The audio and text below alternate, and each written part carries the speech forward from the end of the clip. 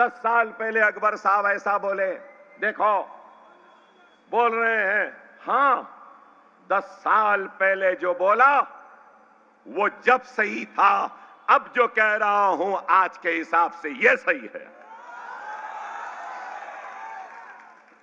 जब तुम बाल ठाकरे से लड़ते थे, जब तुम शिवसेना से लड़ते थे, जब तुम मुंबई के फिसादात में आगे बढ़ते थे, जब तुम हमारे साथी बनते थे, लेकिन अफसोस कि आज तुम जिस बाल ठाकरे से जब लड़े थे, आज उसी बाल ठाकरे के साथ हाथ मिलाकर खड़े हो। यही शिकवा है, यही शिकायत है। नौजवान दिलों की धड़कन, शेरे हिंदुस्तान, हबीबे मिल्लत आली जनाब अकबरुद्दीन साहब को इन चार मिसरों से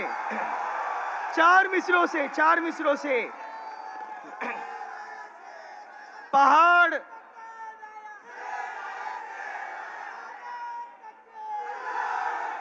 पहाड़ पहाड़ अज़्म का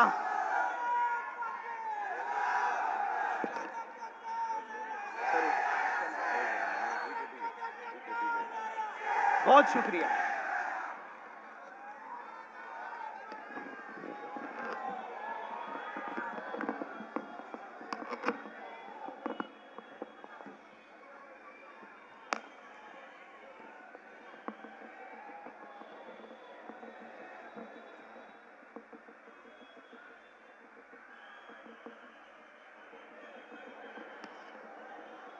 औज़ु बिल्लाहि मिनश शैतानिर रजीम, बिस्मिल्लाहिर रहमानिर रहीम। सैनशीन पर तशरीफ फरमा हाफिज एजाज अहमद साहब, मजलिस इत्तेहादुल मुस्लिमीन के उम्मीदवार जनाब अतीक अहमद खान साहब, मेरे साथी रुकने असम्बली जनाब अहमद बलाला साहब, महमूद हुसैन इंजीनियर साहब, हाजी अब्दुल हमीद साहब, फैसल साहब, तफसीर साहब और मजलिस इत्तेहादुल मुस्लिमीन के उम्मीदवार अतीक अहमद खान साहब के हक में दस्तबरदार होने वाले शेख महबूब साहब, सुनने वाले बुजुर्गों, नौजवान साथियों और घरों में बैठकर सुनने वाली मेरी इज़्ज़त माब पर्दानशीन माँ और बहनों, इंतखाबात और इंतखाबी सरगर्मियां अपनी आखिरी मराहल में है। कल का एक दिन और परसों 5 बजे इंतखाबी सरगर्मियां अपने अख्ताम पर आएंगी और महाराष्ट्र की आवाम अपने पसंद के उम्मीदवार का इंतखाब करेगी और इस इंतखाब में कामयाब होने वाले अपने हल्के के नुमाइंदे बनकर अपने हल्के की आवाम के मसाइल की नुमाइंदगी करेंगे। और आपने भी इंतखाबी सरगर्मियों के आगाज से लेकर आज तक बहुत सारे कायदीन के तकारीरों को सुना, उनके ऐलानात को सुना, उनके तयखुनात को सुना, उनके वादों को सुना। आपने मजलिस इत्तेहादुल मुस्लिमीन के कायदीन के तकारीर को भी सुना। मजलिस इत्तेहादुल मुस्लिमीन के कायदीन ने आपके सामने जो रखना था खुल कर रखा, और ये बात भी एक हकीकत है कि 15 साल पहले भी इस इलाके में ऐसा ही धुआं था जो आज है। 15 साल पहले भी ऐसी ही बदबू थी जैसी आज है। 15 साल से मसाइब व मुश्किलात को झेलते हुए आप हर वक्त इस उम्मीद को मरने नहीं देते, इस तवक्को को मरने नहीं देते कि हमारी बस्तियों में भी खुशहाली आएगी, तरक्की आएगी, इस धुएं से आज़ादी मिलेगी, इस बदबू से आज़ादी मिलेगी, साफ शफाफ पानी पीने को मिलेगा और अच्छे टॉयलेट्स मिलेंगे, बच्चों को पढ़ने के लिए मदरसे मिलेंगे, स्कूल्स मिलेंगे, कॉलेजेस मिलेंगे, और इर्रेगुलर जो बिल्डिंग है उनको रेगुलराइज किया जाएगा और हमारी बस्तियां भी तरक्की करेंगी और हमारी जिंदगियों में भी खुशहाली आएगी। तो सवाल ये है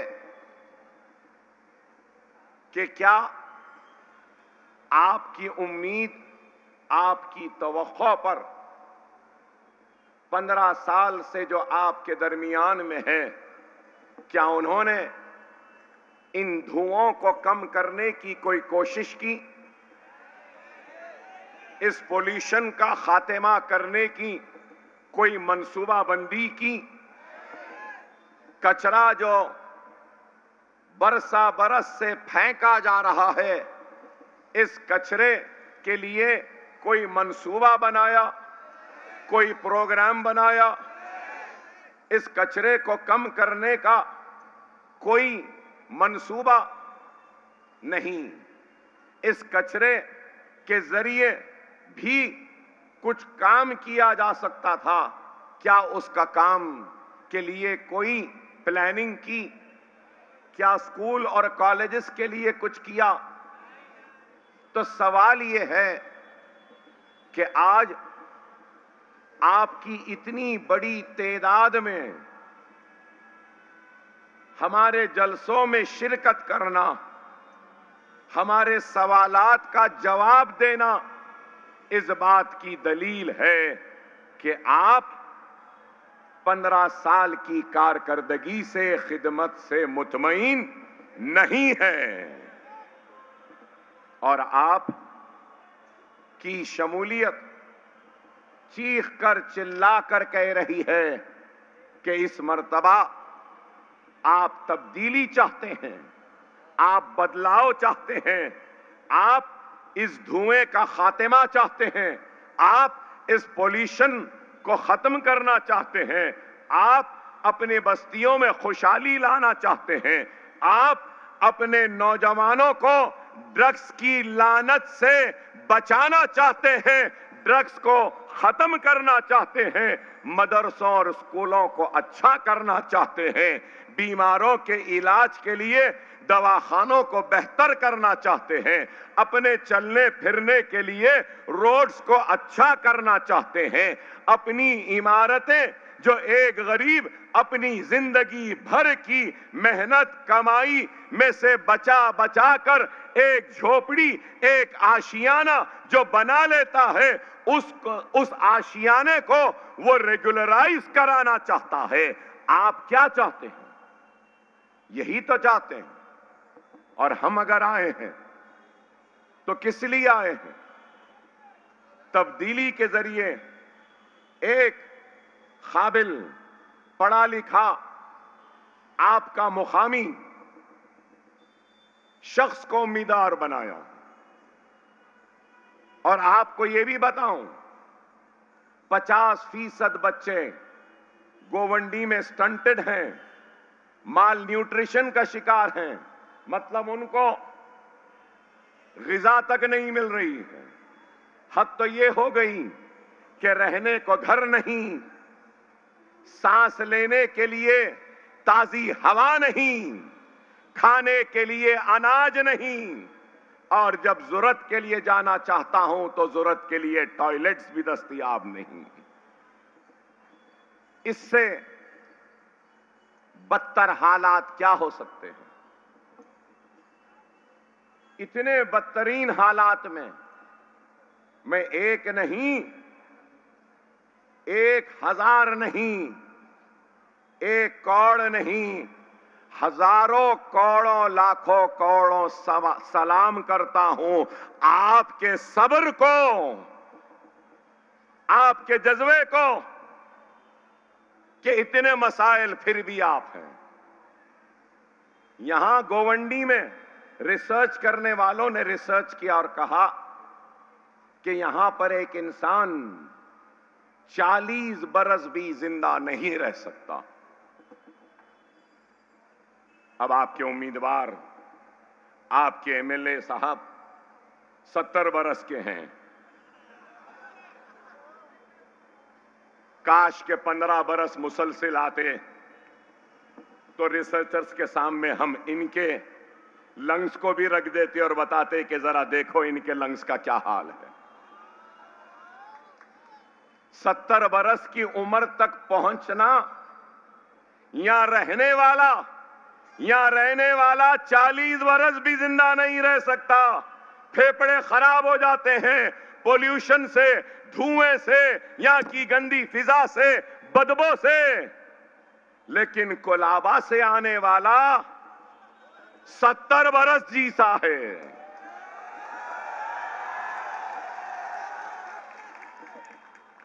अब 70 बरस, आइंदा 5 बरस में 75 बरस के। तो आप बताओ 15 बरस में अगर 10 बरस यहां गुजारे होते तो गोवंडी के लोगों के फेफड़ों की तरह आपके भी फेफड़े हो जाते थे, मगर नहीं हुए। मगर मैं कभी किसी के लिए गलत नहीं कहूंगा, हक कह रहा हूं। इनके लिए भी मैं दुआ करूंगा कि अल्लाह इनको और लंबी उम्र दे, अल्लाह इनको और सेहत दे। मगर ए अल्लाह इनको अब हमारे ऊपर मुसल्लत ना कर। सही है ना? सही है ना? हमको बदलाव चाहिए, तब्दीली चाहिए। अब एक तरफ ये हैं तो एक और एक आए हैं पड़ोस से, और एक आए हैं पड़ोस से, घड़ी का निशान लेकर आए हैं। खुद तो कुछ नहीं कर सकते। अरे घड़ी किसके साथ है? किसके साथ है? घड़ी तो कमल के साथ है और शिंदे सेना के साथ है। अब वो वोट नहीं ले सकते तो इनको भेज दिए। अब ये अपने दौलत के बलबूते पर आकर टेबल लगा रहे हैं, दफ्तर में पैसे बांट रहे हैं और आपके वोट को लेकर नरेंद्र मोदी के दरबार में, नरेंद्र मोदी के कदमों में और आपके वोटों का सौदा करने के लिए आए हैं कि अगर मोदी साहब आप अगर डायरेक्ट जाएंगे तो ये नहीं देंगे। मैं जाता हूं, इनके वोट लेता हूं। मैं जाता हूं, सुनो, मैं जाता हूं, इनके वोट लेता हूं और वो वोट आपको देता हूं और उस वोट के जरिए आप ईडी और आप आईटी और मेरे मुकदमों को खत्म कर देना। क्या नहीं है? क्या ये आपके जहन में नहीं है? अब तीसरी बात क्या कहेंगे? नहीं, तकसीम नहीं होना, बटेंगे। और अगर 1, 2, 3 में बटेंगे तो वो जीत जाएंगे। समझ में नहीं आता भाई मुझे, इस इलेक्शन में बटेंगे कटेंगे बहुत चल रहा है। मुझे समझ में नहीं आता है कि कौन बांट रहा है, कौन बट रहा है, कौन काट रहा है, कौन कट रहा है, ये नहीं बोलते। अरे मेरे भाई, अगर किसी के दिल में, किसी के जहन में अगर ये सवाल है कि अगर तकसीम होगी तो कोई और आ जाएगा, तो उन सबसे कह रहा हूं, तकसीम न करें, पतंग के निशान पर बटन दबाएं, मजलिस को कामयाब करें और अपने उम्मीदवार को भेज दें। 1 नहीं, 2 नहीं, 3 मर्तबा आपने मौका दिया ना, वीडियो चलाए। 10 साल पहले अकबर साहब ऐसा बोले, देखो बोल रहे हैं। हां, 10 साल पहले जो बोला वो जब सही था, अब जो कह रहा हूं आज के हिसाब से ये सही है। जब तुम बाल ठाकरे से लड़ते थे, जब तुम शिवसेना से लड़ते थे, जब तुम मुंबई के फिसादात में आगे बढ़ते थे, जब तुम हमारे साथी बनते थे, लेकिन अफसोस कि आज तुम जिस बाल ठाकरे से जब लड़े थे, आज उसी बाल ठाकरे के साथ हाथ मिलाकर खड़े हो। यही शिकवा है, यही शिकायत है।